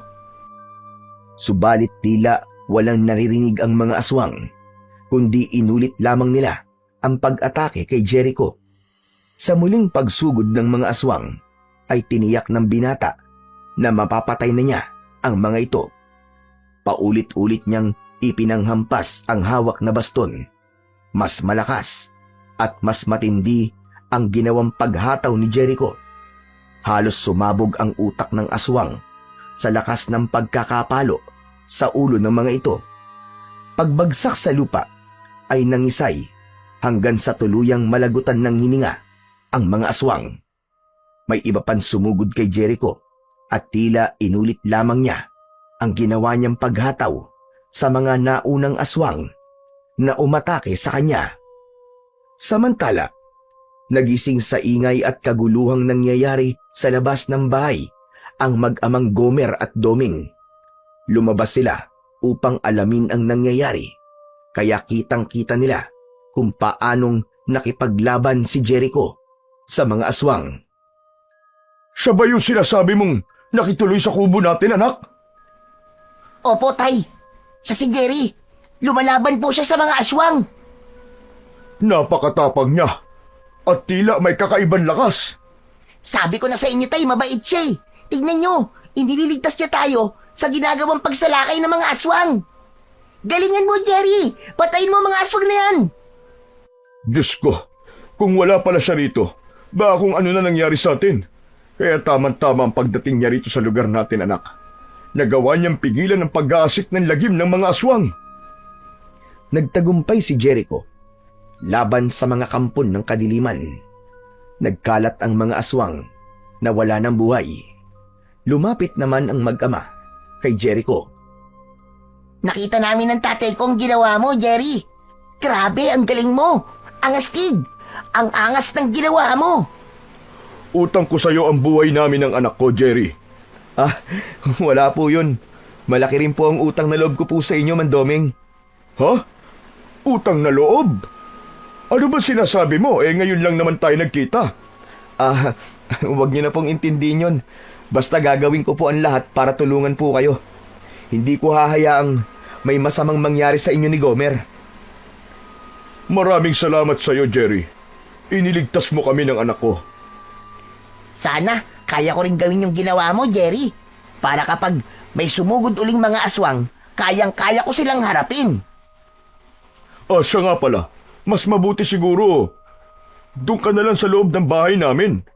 Huwag ka na dito sa kubo. Oo nga po, Tay. Hindi bagay na dun tutuloy sa kubo si Idol. Idol? Oo, idol na kasi kita ngayon eh. Lodi kita kasi ang astig ng ginawa mo. Pinatay mo yung mga aswang. Inilapit ni Jericho ang kanyang kuyom na kamay kay Gomer. Oh, fist bump muna tayo. Ayos! Nakipag-fist bump si Gomer kay Jericho, pero naroon ang pagtataka sa kanyang muka. Oh, bakit Gomer? Wala. Naalala ko lang ang kaibigan ko. Kasi, ganyan na madalas naming ginagawa eh. Peace bomb. Sige, mabuti pa siguro dun muna tayo sa loob ng bahay. Maghahanda ko ng pagkain natin. Baka gutom na ton si Jerry. Bago sila pumasok ng bahay, ay iginala ng tatlo ang kanilang paningin sa paligid. Wala na ang mga nakahandusay na katawan ng mga patay na kampon ng kadiliman. Naglaho na ito at ang hiling sana nila ay wala nang dumating pa. Kinabukasan ay nagpaalam si Jericho kina Mandoming. Nais niyang makita ang kanyang Lola Mingay. Gaya ng ibig niyang mangyari, babalikan niya ito para gumanti sa matanda dahil sa ginawa nitong pagpapahirap sa kanya. Nang marating ni Jericho ang bahay ni Lola Mingay, ay may mga pagbabago na ito. Marumi ang labas ng bahay, hindi na halos nalilinisan. Tumawag siya, subalit walang sumagot. Inakala niya na walang tao dahil kabisado niya ang sarahan ng pinto, kaya nagpunta siya sa kusina upang doon dumaan. Nakapasok sa loob si Jericho, ngunit mali ang kanyang akala. Merong tao sa loob. Naroon si Lola Mingay, nakahiga sa isang makitid na kawayang kama. Tila may sakit ang matandang babae. Sino ka? Anong kailangan mo dito? Teka, bakit ganyan ang itsura niyo? Sino ka ba? Ano bang pakialam mo sa akin? May sakit ba kayo? Wala ka na ron. Mataray pa rin at matalas ko magsalita si Lola Mingay. Subalit kapansin-pansin ang mahina nitong katawan. Sino ka ba talaga? Kasama ka ba ng mag-asawang aswang na pumunta dito? Kung inaakala mong mapapatay mo ako, nagkakamali ka. Aswang? May aswang na pumunta dito? Oo, at kung kasama ka nila at inutusan kang patayin ako, hindi mangyayari yon. Mabibigo kayong patayin ako. Nagkakamali kayo. Hindi nila ako kasama. Pero, maaari ko bang malaman kung bakit ka pinuntahan ng aswang at gusto kang patayin? Mahabang kwento. Makikinig ako. Bakit ko naman sasabihin sa'yo? Kung gusto mong tulungan kita para hindi ka naguluhin pa ng mga aswang na sinasabi mo, kailangan ko malaman ang dahilan. Hindi alam ni Lola Mingay, pero nakumbinsi siya ni Jericho para magkwento. Wala siyang kamalay-malay na ang binatang kanyang kaharap ngayon ay ang batang kinupkup niya na kanyang pinagkaitan ng pagmamahal at pinaranas ng kanyang kalupitan. Walang itinago si Lola Mingay sa naging pagkikwento niya kay Jericho. Kaya natiyak ng binata na hindi nga siya tunay na apo nito, kundi anak siya ng mag-asawang aswang na pumatay sa kanyang asawa at anak. Gagantihan niya ang mga ito sa pamamagitan ng batang inampun niya. Naghihintay siya na hanapin ng mag-asawa upang kunin sa kanya ang anak, at pagkakataon naman yun ng matandang babae upang makapaghiganti. Yun ang totoo. Nagbalik na ang mag-asawang aswang at hinahanap sa akin ang batang kinuha ko na anak nila. Nasaan na ang batang sinasabi mo?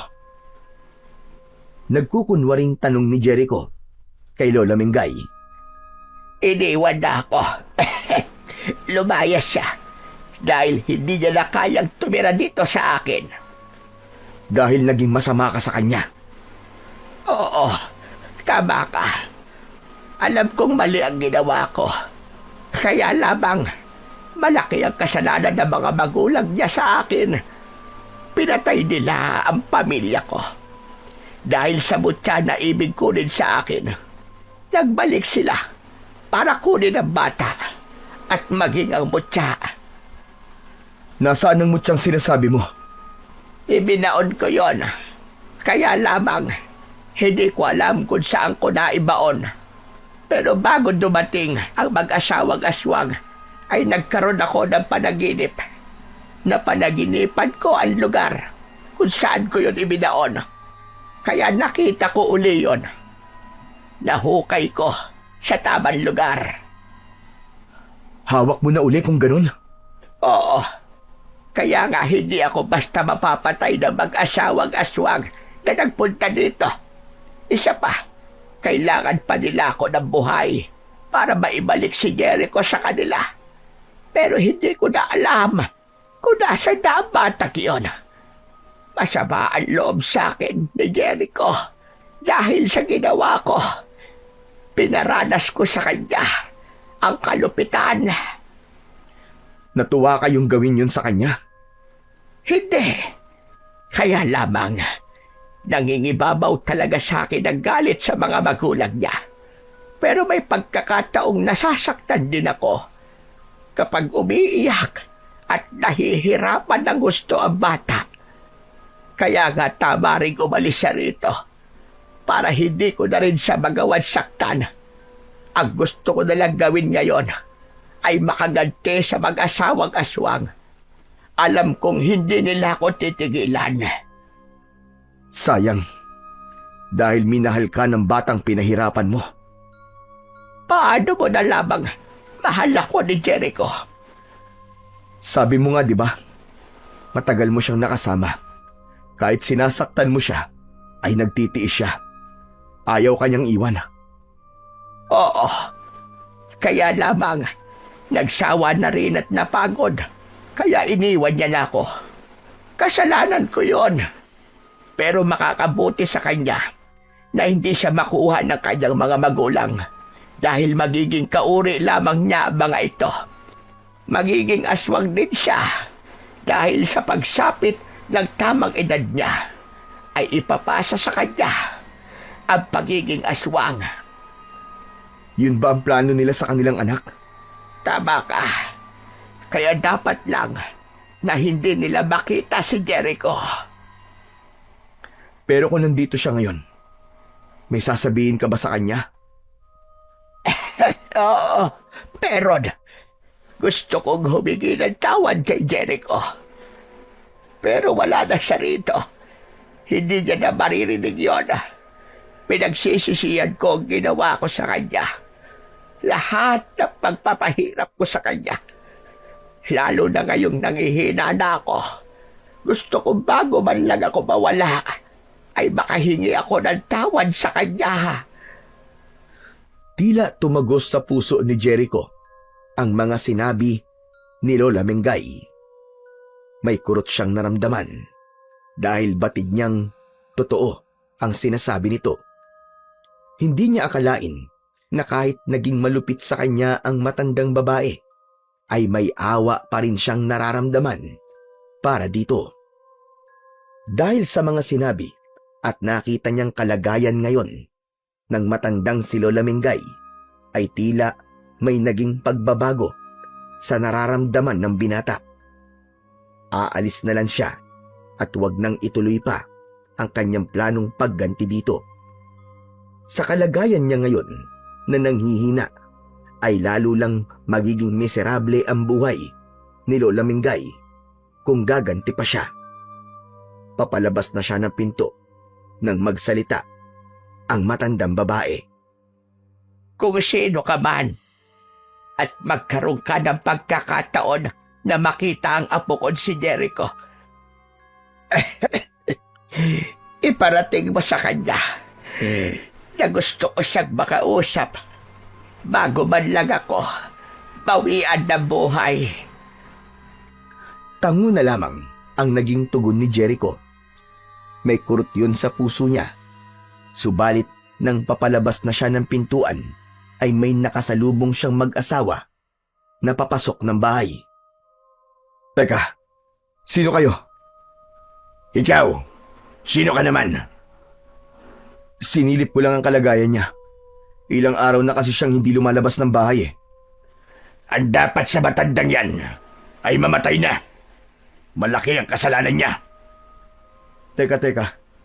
Galit kayo sa kanya? Oo, dahil sa atraso niya sa aming mag-asawa. Andito na naman kayo. Hindi niyo ba talaga ako titigilan, Oscar? Hindi, dahil kailangan magbayad ka sa ginawa mo sa aming anak. At dapat mo na ring ibigay sa amin ang mutya. Hindi ko yun ibibigay sa inyo. Dahil gagamitin niyo lamang yun para sa lalo pang kasamaan niyo. Kung ganun pala, Lola Mingay, siyang mag-asawang gustong pumatay sa inyo? Ang mag-asawang aswang?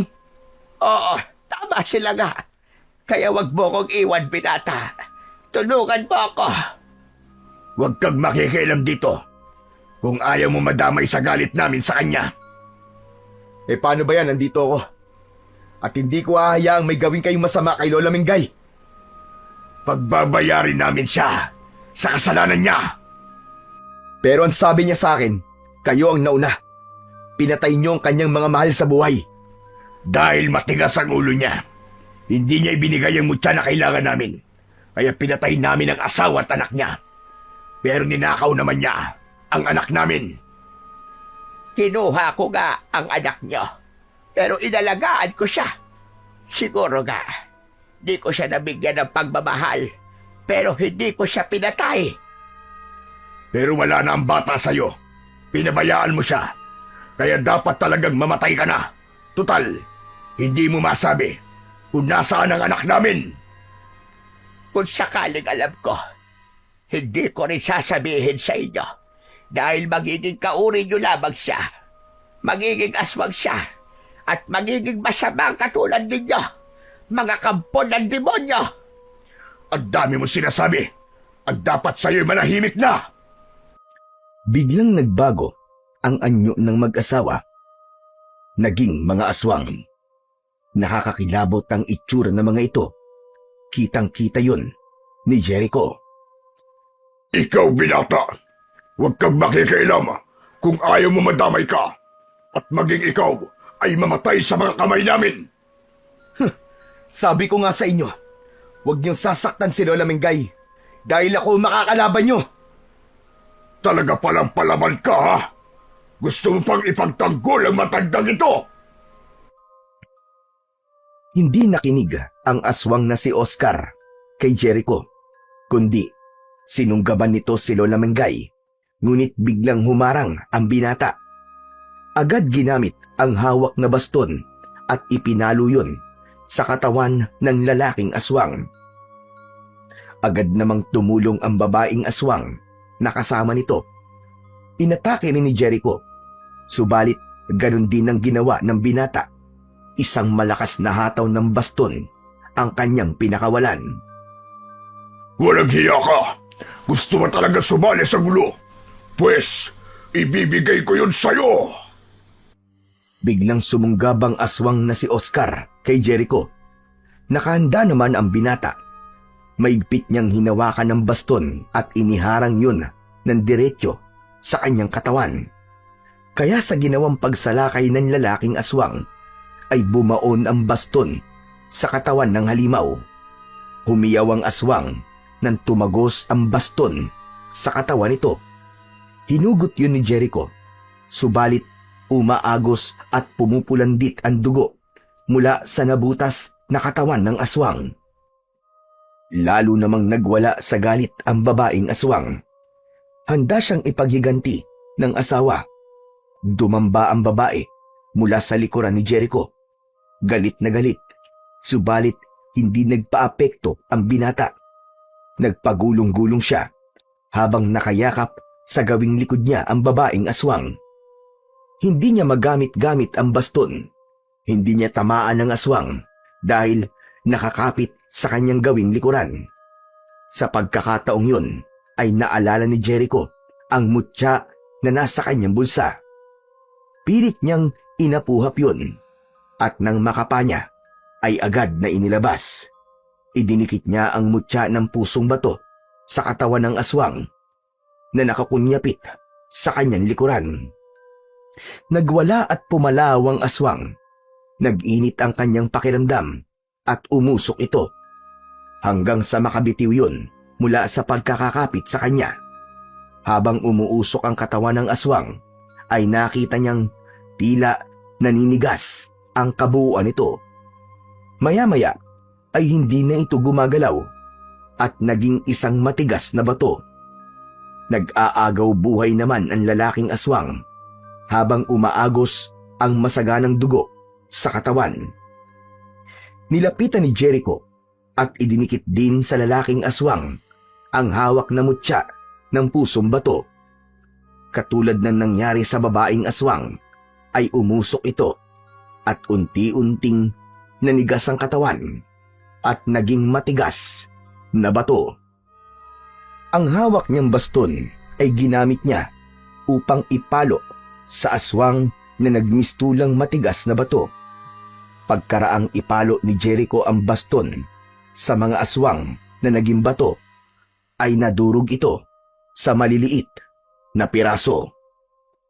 Kitang-kita ni Lola Mingay ang pangyayaring yun na manghang-mangha sa mga nangyari. Wala na ang dalawang aswang na kanina lamang ay kinakatakutan niya. Sa naging kamatayan ng mga ito, ay tila na ipaghiganti na rin niya ang mga mahal sa buhay na pinatay ng mga ito. Salamat sa iyo, binata. Salamat. Tapos na ang problema ko. Sabi ko nga po sa inyo, Lola Mingay, hindi ko kayo pababayaan. Kaya lamang, may isang bagay pa akong ibig mangyari. Ano po yun? Tulungan mo akong makita uli ang aking apo. Namimiss niyo po ba siya? Hindi ba galit kayo sa kanya? Hindi sa kanya. Sa mga magulang niya. Pero wala na sila ngayon. Nakuha ko ng hustisya na hanap ko. Gusto ko naman bumawi sa mga naging kasalanan ko sa aking apo na si Jericho. Tulungan mo ako, binata. Tulungan mo ako. Umalis na si Jericho, pero hindi maalis-alis sa isip niya ang mga sinabi ni Lola Mingay na ibig niyang makita ang apo.